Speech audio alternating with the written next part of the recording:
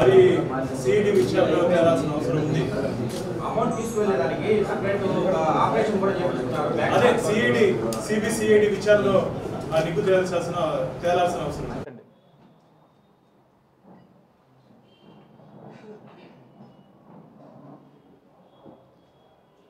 మీకు ఆ పక్క వచ్చి బ్రీఫ్ చేస్తారండి.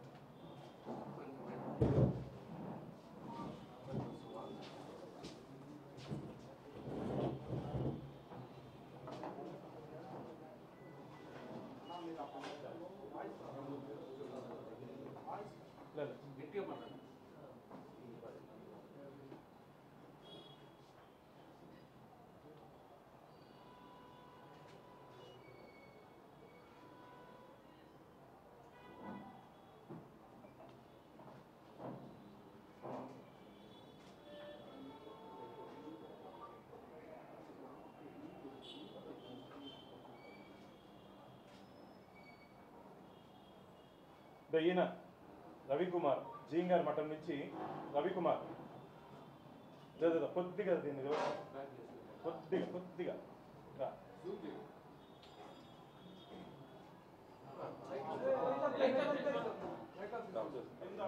టీవీలో పెట్టాలి. ఒక నిమిషం టైం ఇస్తే టీవీలో టీవీలో పెట్టాలి.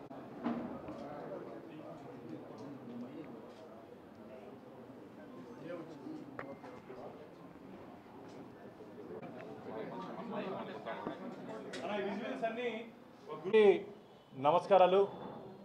ఆపద బొక్కులవాడు, అనాథ రక్షకుడు, గోవిందుడు వెంకటేశ్వర స్వామి పరకామనికే గత ప్రభుత్వంలో ఆపద వచ్చింది మిత్రులారా. దానికి సంబంధించిన వివరాలు ఈరోజు ధర్మకర్తల మండలి సభ్యులుగా నేను, నా తోటి గౌరవ సభ్యులు డాలర్ దివాకర్ రెడ్డి గారితో పాటు కలిసి గత ప్రభుత్వంలో ఏ విధంగా పరకామన్లో చోరీ అయితే ఆ చోరీలోని నిందితుల దగ్గర నుంచి ఏ విధంగా గత ప్రభుత్వం నుండి ఉన్నతాధికారులు వాటాలు పంచుకున్నారో దాన్ని నిగ్గుదేసే విధంగా మొట్టమొదటి ధర్మకర్తల మండలి సమావేశంలో టీటీడీ చైర్మన్కి టీటీడీ ఈఓకి మెమరాండం ఇవ్వడం జరిగింది. దాని మీద విచారణ జరిపించాలని.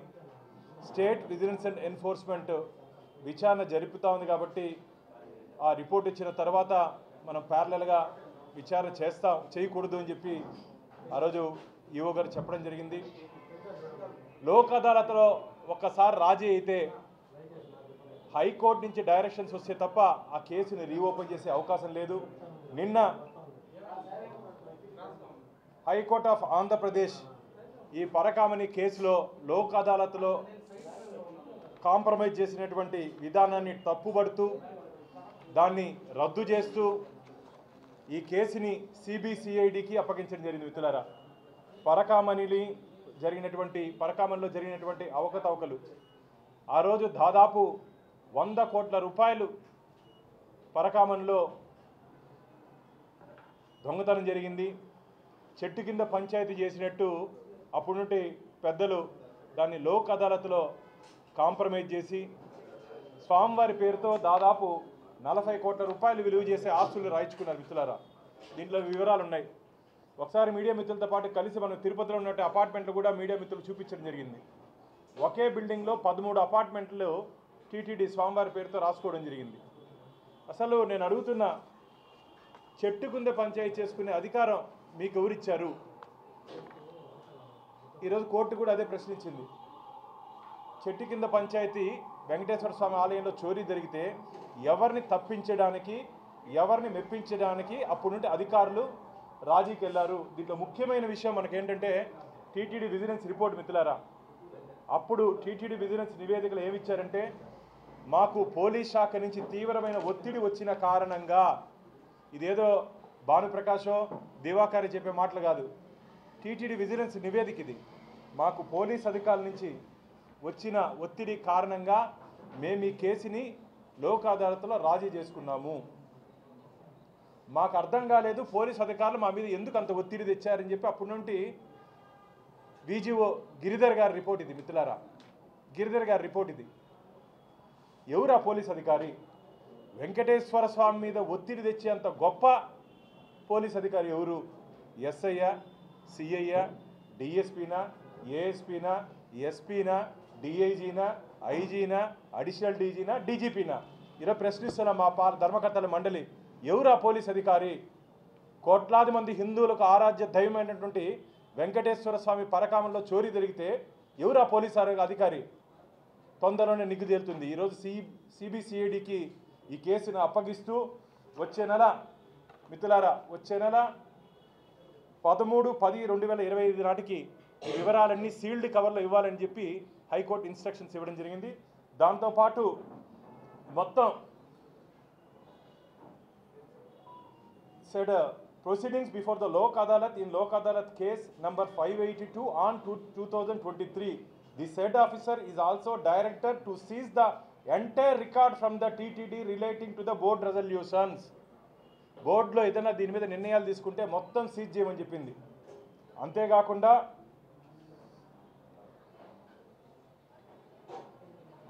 ఈ వివరాల్ని 13/10 లోపల కోర్టుకి హ్యాండర్ చేయమని చెప్పి ఐజీకి అప్పగించడం జరిగింది. దీనికి సంబంధించి ఆ రోజు ఏం జరిగిందో పరకామంలో శ్రీవారి భక్తులకి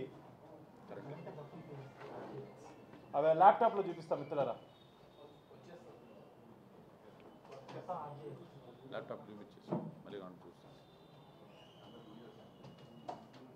వీడియోలో ఆ రోజు ఏం జరిగిందో విజిలెన్స్ అధికారులు, అప్పుడున్నట్టు విజిలెన్స్ అధికారులు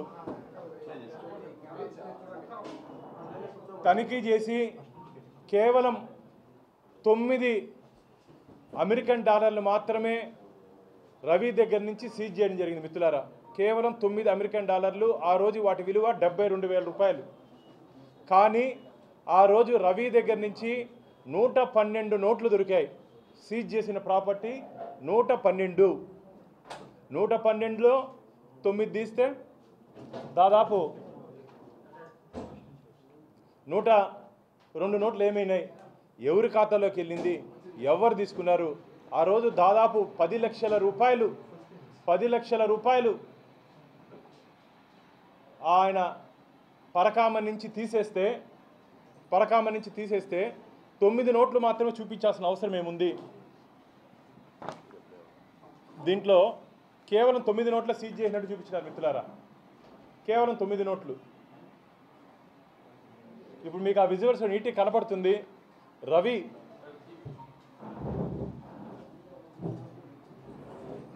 కొద్దిగా స్లోగా లైట్ ఆఫ్ చేద్దామా?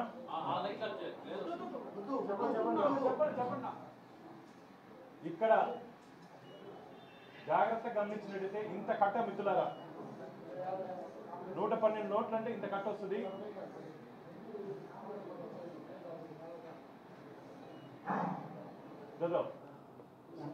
జాగ్రత్త, స్లోగా చెయ్యి చూడండి.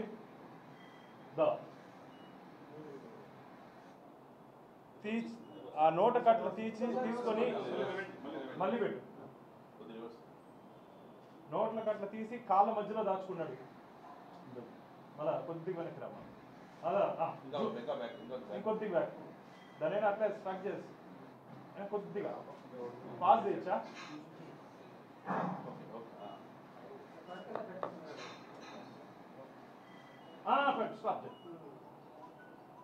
ఇంత కట్ట మిత్రులారా, ఇంత కట్ట నోట్లు బంగారు అమెరికన్ డాలర్స్ 112 నోట్లుంటే కేవలం 9 నోట్లకు మాత్రమే 9 మాత్రమే దొరికాయని చెప్పి ఎందుకు ఎఫ్ఐఆర్ చేశారు? ఎవరిని తప్పించడానికి, ఎవరిని మెప్పించడానికి? అసలు లోక్ అదాలత్లో కాంప్రమైజ్ అయ్యే కేసే కాదు ఇది. లోక్ అదాలత్లో కాంప్రమైజ్ అయ్యే కేసే కాదు ఇది. వెంకటేశ్వర స్వామి ఖజానాన్ని కొల్లగొట్టినటువంటి దొంగని ఏ విధంగా మీరు కాపాడారు? ఇందులో ఆ రోజు అధికారంలో ఉన్నటువంటి వైసీపీ నాయకులకి కొందరికి దీంట్లో వాటాలు వెళ్ళాయని చెప్పి మాకు ఫిర్యాదులు ఉన్నాయి. ఆ రోజు ఇక్కడ పనిచేసే అధికారులు, ఉన్నతాధికారులు కూడా దీంట్లో వాటాలు వెళ్ళాయని చెప్పి మాకు ఫిర్యాదులు ఉన్నాయి. కాబట్టి దీని మీద నిగ్గు తేల్చాలని చెప్పి నేను రాష్ట్ర DGP director general of police వారికి ఒక మెమరాండం ఇవ్వడం జరిగింది. డీజీ ఇంటెలిజెన్స్ వారికి ఒక మెమరాండం ఇవ్వడం జరిగింది.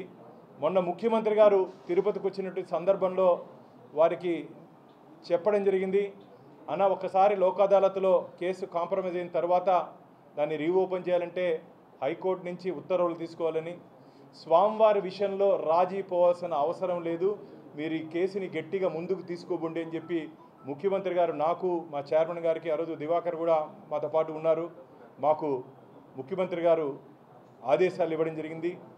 నిన్న అందులో భాగంగా హైకోర్టు శ్రీనివాస్ హైకోర్టుకి వెళ్తే హైకోర్టు డైరెక్షన్స్ ఇవ్వడం జరిగింది. ఇది టీటీడీ చరిత్రలోనే భారీ కుంభకోణం, భారీ దొంగతనం. గతంలో శ్రీకృష్ణదేవరాయల టైంలో స్వామివారి ఆలయంలో ఆభరణాలు దొంగలింపబడ్డాయి. ఆ సమయంలో 12 మందికి క్యాపిటల్ పనిష్మెంట్, అంటే ఆ రోజు రాజులు వారికి ఉరిశిక్ష ఇచ్చారు. మిత్రులారా, స్వామివారి సొత్తును దొంగలిస్తే ఉరిశిక్ష పడింది, వారు క్యాపిటల్ పనిష్మెంట్ అంటారు. ఈరోజు దోచుకున్నాడు దర్జాగా బయట ఉన్నాడు, దోచుకున్న వాడి దగ్గర నుంచి చాలామంది దోచుకున్నారు. ఇదేం న్యాయం అయ్యా? అసలు వెంకటేశ్వర స్వామి హుండీకి ఉన్నటువంటి పవిత్రత తెలుసా మీకు? కలియుగ ప్రత్యక్ష దైవం వెంకటేశ్వర స్వామికి నిలువు దోపిడిస్తారు. మిత్రులారా, ఇంట్లో ఏదన్నా ఇబ్బంది ఉంటే, వారు ఏదన్నా ముక్కుంటే ఆ సమయంలో మహిళలు ఒంటి మీద ఉన్నటువంటి నగల్లో మంగళసూత్రంతో పాటు నిలువు దోపిడి వెంకటేశ్వర స్వామి ఖజానాలోకి ఇస్తారు. అలాంటి పవిత్రమైనటువంటి హుండీ, ఆ హుండీల నుంచి వచ్చే కానుకల్ని పరకామణిలో కౌంట్ చేస్తారు. పరకామణి ఒక్కసారి హుండీలో పడినట్టు ప్రతి కానుక, ప్రతి రూపాయి, ప్రతి పైసా వెంకటేశ్వర స్వామి సొత్తు. వెంకటేశ్వర స్వామి సొత్తుని కొల్లగొట్టిన వాడిని ఏ విధంగా కాపాడతారయ్యా మీరు? మళ్ళా ఈ మధ్య ఒక అభినవ అన్నమయ్య వచ్చాడు, నేను గోవింద దాసుడినంట. గోవింద దాసుడు అయితే ఒక వీణ తీసుకొని అన్నమయ్య మార్గ మొత్తం ప్రచారం చేయి స్వామివారిని, మంచిది, పుణ్యం వస్తుంది. అంతేగాని అసత్య అబద్ధపు ప్రచారాలు చెప్తూ గోశాల నుంచి గోవిందుడి వరకు భూమన కరుణాకర్ రెడ్డి గారు టీటీడీ మీద పడుతున్నాడు. ఆ రోజు ఈ సంఘటన జరిగినప్పుడు ఎవరు తెలుసా? టీటీడీ చైర్మను అభినవ మన గోవిందదాస్ గారు, కరుణాకర్ రెడ్డి గారు టీటీడీ చైర్మన్. హిందూ ధర్మంపై దాడి, హిందూ ధర్మాన్ని ఈ కూటమి ప్రభుత్వం నాశనం చేస్తూ ఉంది. చంద్రబాబు నాయుడు గారు, పవనస్వామి, బిఆర్ నాయుడు గారు, ధర్మకర్తల మండలి ఏం చేస్తుంది? నిద్రపోతుందా? రాజీనామా చేయండి అన్నారే. మీరేం చేశారయ్యా? ఆ రోజు మీరేం చేశారని నేను అడుగుతున్నా. ఎవరిని తప్పించడానికి, ఎవరిని మెప్పించడానికి? తాడేపల్లి ప్యాలెస్కి కూడా దీంట్లో నుంచి వాటాలు వెళ్ళాయని చెప్పి భక్తులు ఫిర్యాదు చేస్తున్నారు. తాడేపల్లి ప్యాలెస్కి కూడా వెంకటేశ్వర స్వామిని పంచభూతాలను కొల్లగొట్టినట్టు గత ప్రభుత్వం స్వామివారి సొత్తును కూడా కొల్లగొట్టారు. మిత్రులారా, ఈరోజు కరుణాకర్ రెడ్డి గారు మాట్లాడుతున్నారే అక్కడ విగ్రహం గురించి. నీ హయాంలో సాక్షాత్తు మూల విరాట్ దగ్గర ముందున్నటువంటి శ్రీరామచంద్రమూర్తి చేతి వేలు తెగిపోతే 3.5 సంవత్సరం దాదాపు దాన్ని సంప్రోక్షణ చేయకుండా దానికి బంగారు తొడిగి దాన్ని తిరిగి పూజలకు పెట్టాలి. అలాంటి మూల విరాట్ దగ్గర ఉండే విగ్రహానికే మీరు పూజలు దాన్ని సంప్రోక్షణ చేయలేదే, మీరా ఈరోజు ధర్మం గురించి మాట్లాడేది? కాబట్టి దీంట్లో చెకింగ్ తర్వాత ఆయన చెక్ కూడా చేశారు విజిలెన్స్ అధికారులు.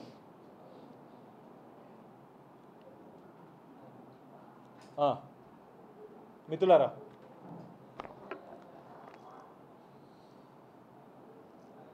రవికుమార్ని అక్కడ ఉన్నటువంటి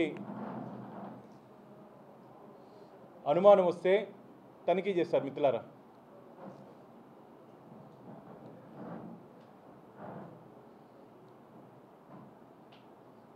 ఇంకో బాధాకరం విషయం ఏం తెలుసా? ఈ వీడియోస్ అన్ని అరెస్ట్ చేసేసారు. సాక్ష్యాధారాలు లేకుండా ఈ వీడియోస్ అన్ని అరెస్ట్ చేసేసారు. ఎడిట్ కాదు, ఎరేజ్. దానికి సంబంధించి డాక్యుమెంట్ కూడా మా మిత్రుడు దివాకర్ దాంట్లో ఏం జరిగిందో దివాకర్ ఎక్స్ప్లెయిన్ చేస్తాడు. Part number 2. ఇంత దుర్మార్గపు ఇంత దుర్మార్గపు అధికారులు కానీ ధర్మకర్తల మండలిని కానీ టీటీడీ చరిత్రలో చూడలేదు. స్వామివారి సొత్తుకి కాపలాదారులండి మేము. స్వామివారి సొత్తుకి స్వామివారికి కాపలాదారులు. ధర్మకర్తల మండలి అధ్యక్షులు సభ్యులు అది హోదా కాదు, బాధ్యత. గరుత్మంతుడు ఎక్కడ స్వామివారికి వాహనమో మేము స్వామివారి దగ్గర కాపలా కుక్కలుగా మేము భావిస్తున్నాం. అక్కడ ఏమి జరిగినా, స్వామివారికి అపచారం జరిగినా, ఏం జరిగినా సరే స్వామివారి పట్ల విశ్వాసంగా ఉండాలి మేము. అప్పుడు ఏం చేశారయ్యా మీరు? ఎందుకు తప్పించారు? ఆయన దగ్గర నుంచి దాదాపు 100 కోట్ల రూపాయలు, 40 కోట్ల స్వామికి వస్తే 100 కోట్ల రూపాయలు అప్పుడున్నట్టు అధికారులు చేతులు మారింది.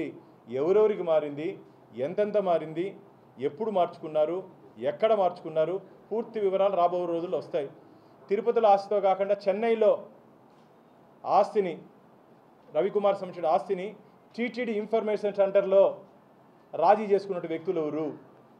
టీటీడీ ఇన్ఫర్మేషన్ సెంటర్లో కూర్చొని చెన్నైలో ఉన్న ఆస్తుల్ని బదలాయించుకున్న అధికారులు ఎవరు? ఆ రోజు అక్కడ ఎవరెవరు ఉన్నారు, ఎవరెవరు పంచుకున్నారు? నాకు ఇది కావాలి, నాకు ఇది కావాలి, ఇది రేట్ ఎక్కువ, ఇది నాకు రాసి, ఇది రేటు తక్కువ నువ్వు తీసుకో అని రాజీ పోయిన అధికారులు ఎవరు? రాజీ చేసినట్టు పెద్ద మనుషులు ఎవరు? అన్నీ వస్తుంది బయట. ఇది మేము పూర్తి ఆధారాలతో మాట్లాడుతున్నాము మిత్రులారా, పూర్తి ఆధారాలతో మాట్లాడుతున్నాం. ఇవన్నీ సిఈడి అధికారులకి ఎవరెవరు ఎక్కడెక్కడ ఏమేమి చేస్తారో మేము ఇస్తాం. పార్ట్ 2 మా మిత్రులు, మా గౌరవ సభ్యులు ఏం జరిగింది పార్ట్ 2లో వారు వివరిస్తారు. స్వామివారి పేరుతో దాదాపు 40 కోట్ల రూపాయలు స్వామివారి పేరుతో ట్రాన్స్ఫర్ అయిన అఫీషియల్గా. దీంట్లో ఆ రోజు మీడియా మిత్రులు కూడా తిరుపతిలో నేను తీసుకుని వెళ్ళి చూపించడం జరిగింది. మీడియా మిత్రులు కూడా తీసుకుని వెళ్ళి చూపించడం జరిగింది. ఇవి అపార్ట్మెంట్స్. ఇప్పుడు దాని టీటీడీ అధికారులకి విడిది కోసం టీటీడీ వినియోగించుకుంటా ఉంది. ఇంత దారుణమైన విషయం, ఎఫ్ఐఆర్లో కూడా చాలా ల్యాబ్స్ ఉన్నాయి మిత్రులారా. మన టెంపుల్ పరిధి 1 టౌన్కి వస్తే దానికి అప్పుడున్నట్టు సిఐ కాకుండా వేరే వాళ్ళ దగ్గర కేసు రిజిస్టర్ చేయాల్సిన అవసరం ఏముంది? అసలు లోక్ అదాలత్కు పోయే కేసే కాదు. మీకు ఏదైనా టీటీడీలో ల్యాబ్స్ ఉంటే సిస్టమ్ ఒకటి ఉంది, లా డిపార్ట్మెంట్కి రెఫర్ చేయాలి. ఇప్పుడు కోర్టు అడిగింది కూడా అదే, బోర్డులో ఏమన్నా నిర్ణయం తీసుకున్నారని లా డిపార్ట్మెంట్కి రెఫర్ చేస్తే లా డిపార్ట్మెంట్ నుంచి వచ్చినటువంటి సజెషన్స్ని బోర్డులో చర్చించి త్రూ బోర్డు ఎగ్జిక్యూటివ్ ఆఫీసర్ పోయి ఎగ్జిక్యూటివ్ ఆఫీసర్ నిర్ణయం తీసుకోవాలి. కానీ ఈ దొంగతనానికి నిర్ణయం తీసుకునే అధికారం బోర్డుకి లేదు అంటున్నా. స్వామివారి ఖజానాలో దొంగతనం జరిగితే నిర్ణయం తీసుకునే అధికారం బోర్డుకి లేదు, ముఖ్యమంత్రి గారికి కూడా లేదు. దానికి నిర్ణయం తీసుకునే అధికారం వెంకటేశ్వర స్వామికి మాత్రమే ఉంటుంది. మళ్ళీ ఏం జరిగిందో మా మిత్రుడు చెప్తాడు ఇప్పుడు. And also found the valuable articles in the missing bags of the pilgrims. After the recovery, the amount which was not given to the devotees that was received money is used illegally for the needs of the office. మిత్రులారా, ఈ line అర్థమైంది. దొంగల దగ్గర నుంచి, pick పాకెటర్లు, offenders అంటే దొంగలు మిత్రులారా, వాళ్ళ దగ్గర నుంచి రికవర్ చేసినటువంటి సొత్తును కూడా అప్పుడున్నటువంటి విజిలెన్స్ అధికారులు దొంగల దగ్గర గజ దొంగ అంటారు. దొంగల దగ్గర తీసుకున్నటువంటి వాళ్ళని గజ దొంగల్ని ఆ రోజు ఏం చేస్తారు కరుణాకర్ రెడ్డి గారు? మీరు ఇవన్నీ మీ టైంలోనే జరిగింది. న్యాయము, ధర్మము, దేవుడు, దైవము, హిందూ ధర్మంపై దాడి అన్నారు కదా, ఏం చేశారు కరుణాకర్ రెడ్డి గారు?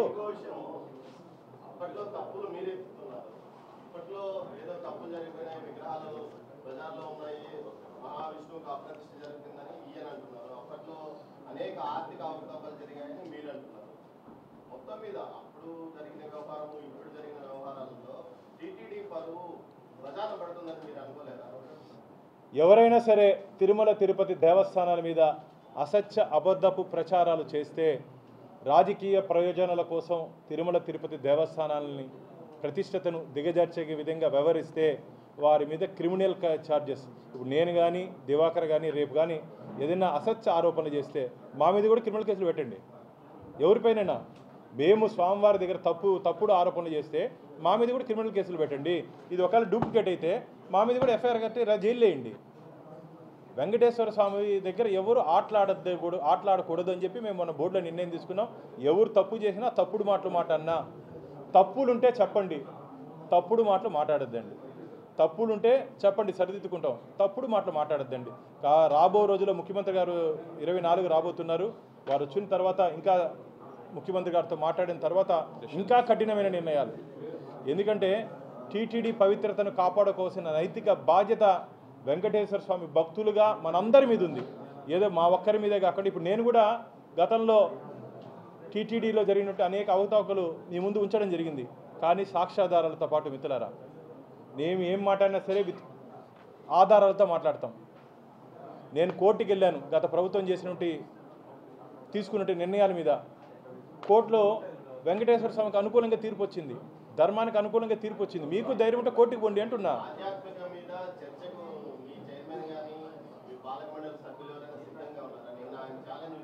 నేను రెడీగా ఉన్నా.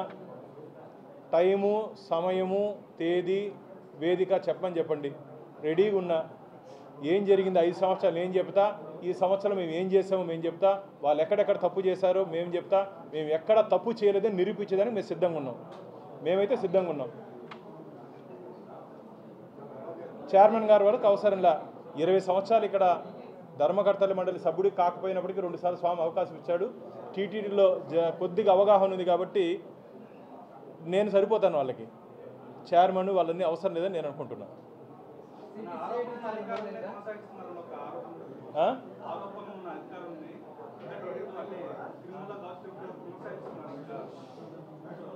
ఖచ్చితంగా అవినీతి ఆరోపణలు గత ప్రభుత్వానికి ఇప్పుడు ఎవరైనా అండగా ఉంటే బ్రహ్మోత్సవాల తర్వాత అందరినీ టీటీడీ నుంచి పంపేస్తున్నాం. అవినీతి ఆరోపణలు ఎదుర్కొనే అధికారులు గత ప్రభుత్వానికి ఇప్పుడు కూడా అండగా నిలుస్తుంటే అధికారులు ఎవరైనా సరే వారిని ఇంటికి పోయి పంపే కార్యక్రమం బ్రహ్మోత్సవానికి మొదలవుతుంది.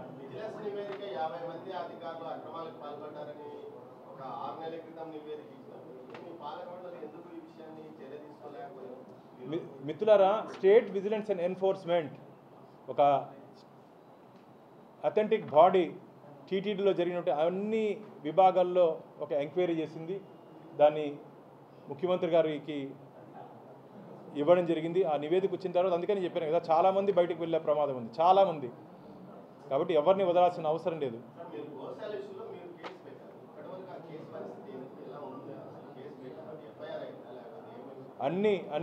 అన్నీ ఒక్కొక్కటి దశల వారీగా వస్తుంది. మళ్ళీ చెప్తున్నా, మేమైతే కక్ష సాధింపు ధోరణితో పనిచేయట్లేదు. మేమైతే ఎవరి మీద వ్యక్తిగత కక్షతో పనిచేయట్లేదు. మేము వెంకటేశ్వర స్వామి పట్ల అపచారంగా ఎవరు వివరిస్తున్నారో వారి మీద మాత్రమే చర్యలు తీసుకుంటాం. మాకు రాజకీయంగా ఎవరితో విభేదాలు లేవు. తిరుమల తిరుపతి దేవస్థానాన్ని రాజకీయం కోసం మేము వాడుకోము. ధార్మిక క్షేత్రాన్ని ధనార్జన క్షేత్రంగా మార్చుకునింది గత ప్రభుత్వం, వైసీపీ ప్రభుత్వం. ధార్మిక క్షేత్రాన్ని రాజకీయ పునరావాసక కేంద్రంగా చేసింది గత ప్రభుత్వం, వైసీపీ ప్రభుత్వం. కాబట్టి మేమైతే రాజకీయాలకి అతీతంగా ఉన్నాం. తప్పు ఎవరు చేసినా సరే వారిని చట్టం ముందు నిలబెడతాం. వారు పని మొదలుపెట్టారని చెప్పి మాకు ఇన్ఫర్మేషన్ ఉంది. మొత్తం రికార్డ్స్ అన్ని సీజ్ చేయమన్నారు. Even TTD records, police station నుండి రికార్డ్స్ను కూడా సిబిసిఐడి వారు సీజ్ చేస్తారు.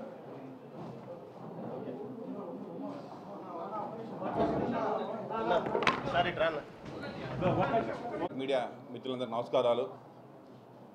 ఈరోజు మీ కళ్ళ ముందే చూస్తున్నారు ఎంత అన్యాయం జరుగుతుందనేసి. మీరు ఈరోజు అసలు ఎంత పెద్ద బాధాకర విషయం ఏంటంటే, ఒక సీసీటీవీ ఏదైతే ఉంటుందో దేవస్థానానికి సంబంధించినటువంటి కంట్రోల్ కమాండ్ రూమ్ ఉన్నటువంటి మొత్తం డేటా అండ్ వీడియోని కూడా అరేంజ్ చేసేసి అక్కడ ఏదైతే భక్తులు మర్చిపోయే వస్తువులు ఉంటాయో అవన్నీ కూడా ఒక రిజిస్టర్ మెయింటైన్ చేయాలి. యాక్చువల్గా మెయింటైన్ చేసి 90 రోజుల వరకు ఆ భక్తులు వచ్చి దానికి సంబంధించిన ఐడెంటిఫికేషన్స్ చెప్పకపోతే అవి ఉండీలు వేసేయాలి.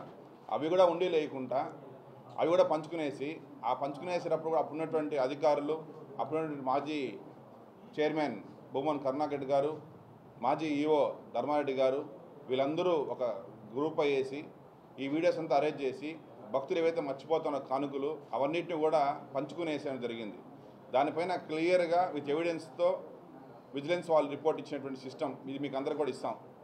సో ఇంత ఘోరంగా జరుగుతుంటే ఈరోజైతే ప్రతి ఒక్కరు ఏదంటే అది మాట్లాడుతున్నారు. తల ఉదయం లేస్తే భగవంతుడి గురించి. నేను ఎప్పుడు చెప్తా ఉంటాను, భగవంతుడి గురించి మాట్లాడేటప్పుడు ఆలోచించి మాట్లాడాలా, ఏదంటే అది మాట్లాడవుందనేసి అని. మరి ఇవన్నీ ఈరోజు మీరు మాట్లాడేటువంటి నిదర్శనమే ఈరోజు ఈ రిపోర్ట్స్, ఈ వీడియోస్ అన్నీ బయట వస్తున్నాయి. ఇంత పెద్ద క్రైమ్ జరిగితే దాన్ని బయట అనకుండా, ప్రజలకు చూపించుకుంటా, బోర్డుకి తీసుకొని పోకుండా అనఫిషియల్గా బయట సెటిల్మెంట్ చేశారంటే అప్పుడున్నటువంటి వైఎస్ జగన్మోహన్ రెడ్డి దీంట్లో ఎంత బిగ్ రోల్ ప్లే చేస్తుంటాడు అనేది ప్రతి ఒక్కరికి అర్థమైంటుంది ఇప్పటికే. సో కాబట్టి ఎప్పుడు కూడా సరే భగవంతుడు డబ్బు తింటే దానికి 100 రెట్లు భగవంతుడు తిరిగి కట్టించుకుంటాడు. అదే వెంకటేశ్వర స్వామికి ఉన్నటువంటి పవర్. సో కాబట్టి దయచేసి ఇంకనైనా ఇట్లాంటి కార్యక్రమాలు ఏమన్నా గతం చేసినవన్నీ కూడా మీ అంతటా మీరు వచ్చి సరెండర్ అయ్యి మేము అప్పుడు తప్పు చేసినాం అనేసి అని ఒప్పుకుంటే భగవంతుడు కనీసం రాబోయే రోజుల్లో మిమ్మల్ని క్షమించి వదిలేస్తానని కూడా నేను ఈ మీడియా మొత్తంగా చెప్తున్నాను. థ్యాంక్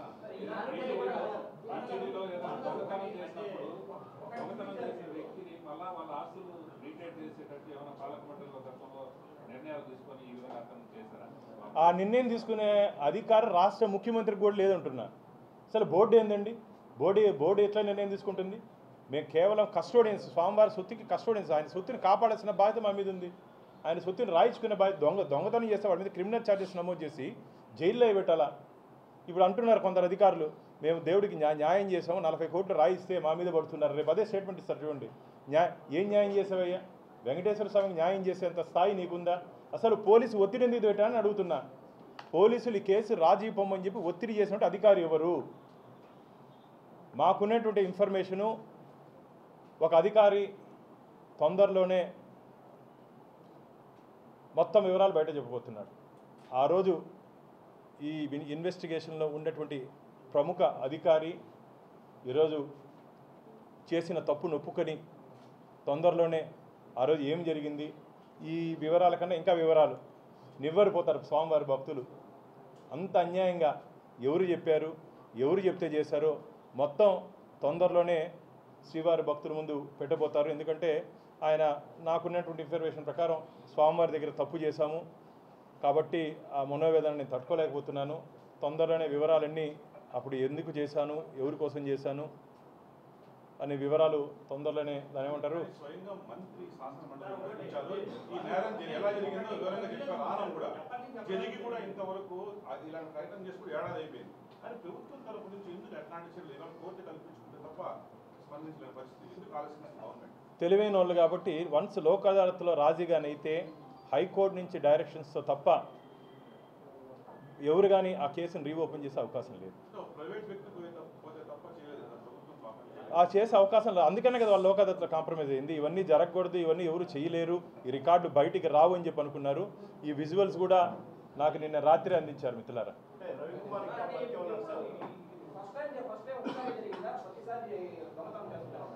కొన్ని సంవత్సరాలుగా ఆయన దొంగతనం చేస్తున్నాడు.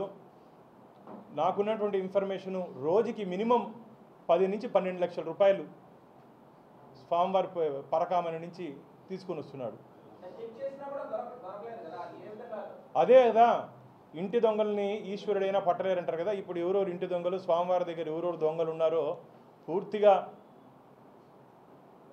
బయట వస్తాయి. అందుకనే చెప్పాను కదా ఒక అధికార అప్రూవల్గా మారబోతున్నాడు.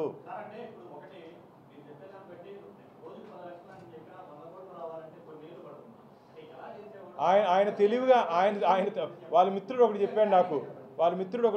అన్న నెలకి 30-40 లక్షలు వస్తుంది, 2-3 సైట్లు కొంటాడు.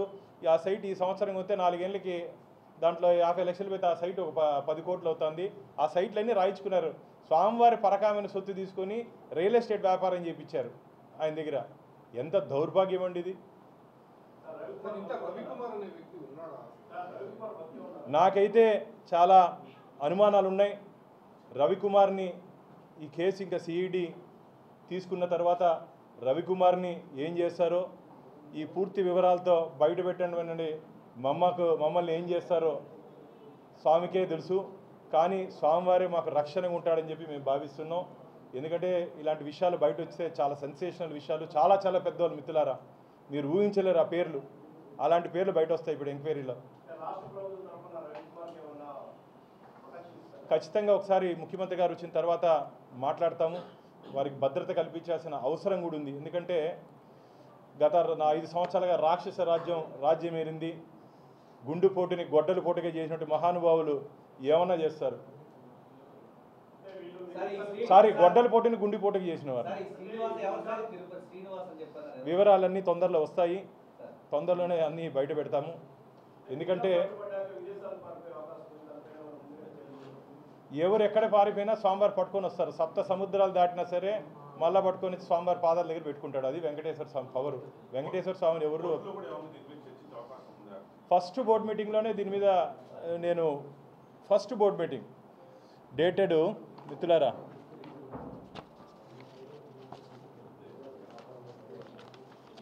23/12/24 మిత్రులారా 23/12/24లో గౌరవ చైర్మన్ గారికి ఈఓ గారికి జరిగినటువంటి అవకతవకల మీద ఫస్ట్ బోర్డు మీటింగ్లో నేనే రైజ్ చేసింది. ఇది రైజ్ చేసిన తర్వాత డీజీపీకి ఇంటెలిజెన్స్ డీజీకి మొన్న నూతనంగా వచ్చినట్టు ఈఓ గారి దృష్టికి కూడా మేము తీసుకుని వెళ్ళడం జరిగింది. కాబట్టి తప్పు చేసిన వాడు ఎవరు తప్పించుకునే అవకాశమే లేదు. ఆలస్యం అవుతుందే తప్ప తప్పించుకునే అవకాశం లేదు. ఇప్పుడు 1, 2 చెప్పారు, పార్ట్ 3 కూడా ఉంది తొందరలో. పార్ట్ 3 కూడా ఉంది దీంట్లో. ఎందుకంటే పరకామణి నుంచి తులాభారం వరకు వచ్చారు మిత్రులారా. ఆ తులాభారం విషయాలు కూడా ఒక వారం 10 రోజుల లోపల బ్రహ్మోత్సవాలు అయినా వెంటనే దాంట్లో కూడా అధికార పార్టీ వాళ్ళే, అప్పుడున్నట్టు అధికార పార్టీ వాళ్ళే వెంకటేశ్వర స్వామి సొత్తును వాటాలు వేసుకొని పంచుకున్నారు. అది ఎవరెవరు పంచుకున్నారో పూర్తి వివరాలు మీకు అందుతాయి. ఇది చాలా బాధాకరమైన విషయం. కోర్టు చాలా సీరియస్గా తీసుకునింది దీన్ని. రాజీ చేసినటువంటి వ్యక్తి రాజీ ఎందుకు చేయించుకున్నాడో 13వ తేదీ అంటే ఈరోజు నాకు తెలిసి 19, ఇంకో 20 రోజుల లోపల సీల్డ్ కవర్లో పూర్తి వివరాలు రాష్ట్ర ప్రభుత్వ కోర్టుకు అందుతుంది. అందిన తర్వాత చాలామంది జైలుకి పోతారు.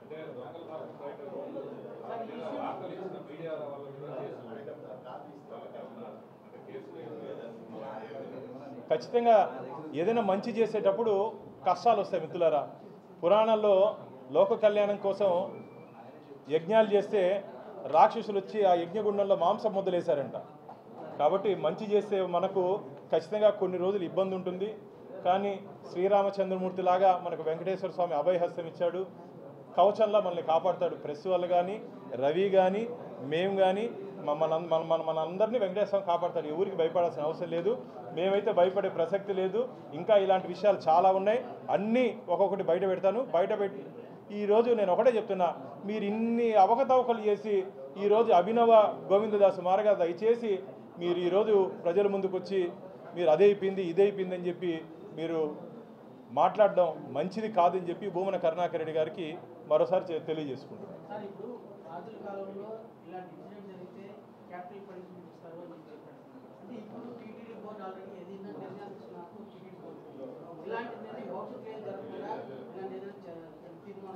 ఓన్లీ ఇలాంటి నిర్ణయాలు తీసుకునే హక్కు న్యాయస్థానాలకు మాత్రమే ఉంది. ఆ రోజు రాజులకి న్యాయస్థానాలు లేవు, వాళ్ళే న్యాయ నిర్ణేతలు. కాబట్టి రాజులు నిర్ణయం తీసుకునేవాళ్ళు. ఈరోజు మనకు న్యాయస్థానాలు ఉన్నాయి కాబట్టి ఈ కేసులో తీవ్రత దృష్ట్యా ఏ విధంగా ఉంది తీసుకొని న్యాయస్థానం దీంట్లో తీర్పిస్తుంది. నేను కూడా దీంట్లో ఇంప్లీడ్ అవుతున్నాను కేసులో. ఈ కేసులో నేను కూడా ఇంప్లీడ్ అవుతున్నాను. మా గౌరవ చైర్మన్ గారికి చెప్తే బాను నేను కూడా వెంకటేశ్వర స్వామి కోసం నేను కూడా ఇంప్లీడ్ అవుతున్నాడు. వచ్చేటప్పుడు దివాకర్కి చెప్తే అన్న నేను కూడా ఇంప్లీడ్ అవుతానని చెప్పారు. అంటే స్వామివారి సొత్తుని కాపాడేదానికి మేము అందరం సిద్ధంగా ఉన్నాం. మా అడ్వకేట్తో మాట్లాడాము, వారు వస్తున్నారు తిరుపతికి.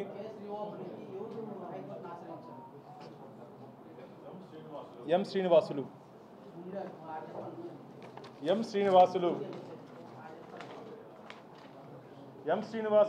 Sun of late Chenchaiah.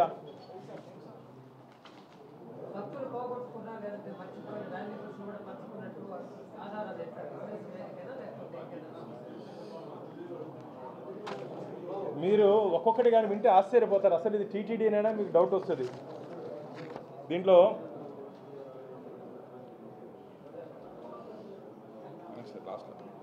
in command control he stated that they have caught so many offenders and pickpocketers and recovered the amount